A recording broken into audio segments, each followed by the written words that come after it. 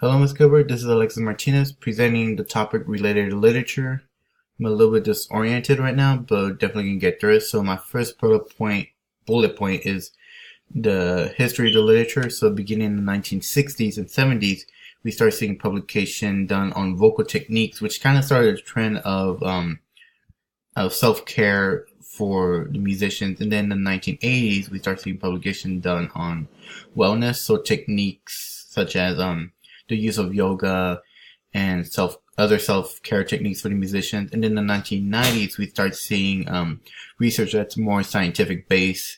So like the physiological effects of being a musician and how it affects our health.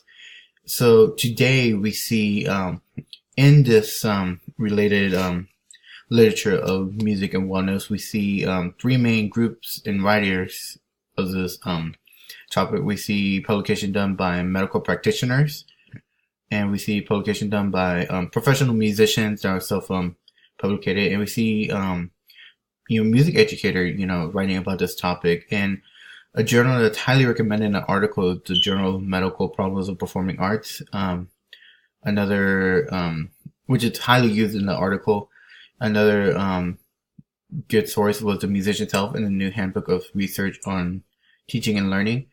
And Arthur also really highly recommends the readers to look for publication themselves. You can find publication related to music and wellness in medical journals and journals for nurses.